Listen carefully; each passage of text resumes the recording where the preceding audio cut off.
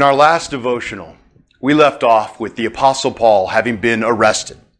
Despite demonstrating his personal commitment to the laws of Moses as practiced by the Jews, the Jewish community was outraged by Paul's teachings to the Gentiles, specifically that he taught that Gentiles could be in a relationship with God without adhering to the customs of Judaism, and very specifically, the requirement for circumcision.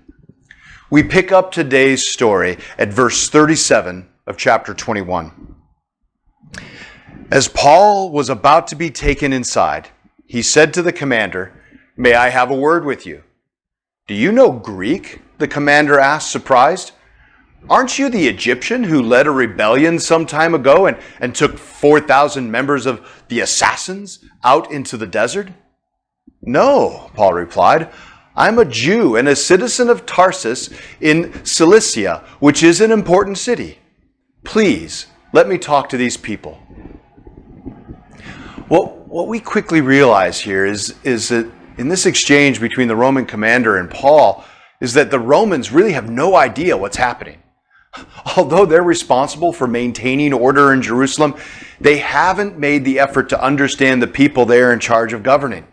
And the commander has assumed that given all the ruckus, that Paul is a terrorist and someone that should be considered a great threat. But when Paul speaks Greek, the commander's language, he realizes that Paul can't be the same guy.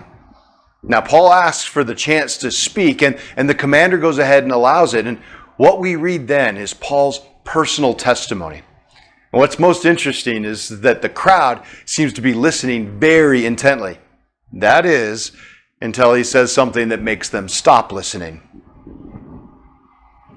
"But the Lord said to me, 'Go, for I will send you far away to the Gentiles.'"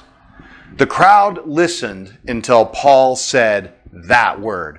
Then they all began to shout, "Away with such a fellow! He isn't fit to live." They yelled, threw off their coats, and tossed handfuls of dust into the air. All the way up to that point, Paul may have been winning converts from among the Jews.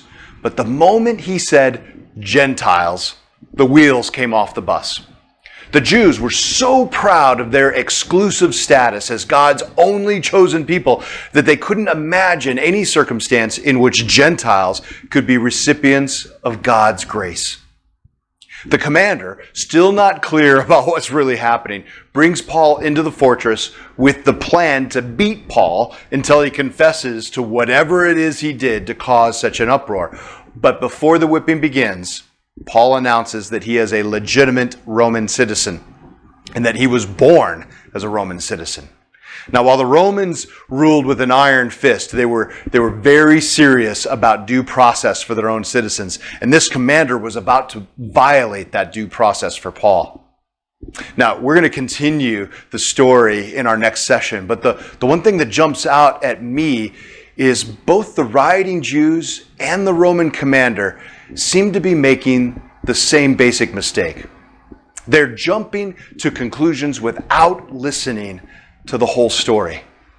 For the Jews, if they had let Paul finish, he was going to tell them about all that he had seen God do amongst the Gentiles, the miracles, the amazing transformations that were bringing a whole new kind of peace into the world. Not the Roman peace of military authoritarian rule, but the peace that can only come from God.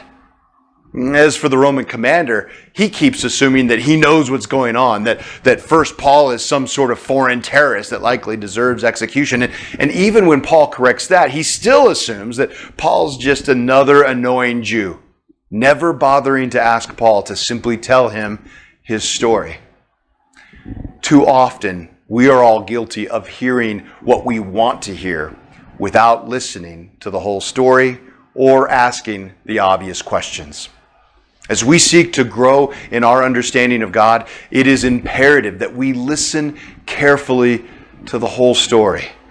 We can't just cherry pick the Bible verses that we like for the sake of preserving our own personal narratives and preconceived notions. And likewise, we have to be willing to ask questions to make sure that we truly do understand what God is up to.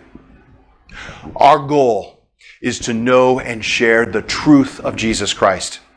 That truth is what we are committed to learning, and we must all keep learning. So don't let this book get too far from you. It's God's primary tool of instruction. Have a great day, everyone. If these devotional videos are helpful to you, subscribe to our channel and click the notification button so you know when we post a new video. And of course, please share them with others.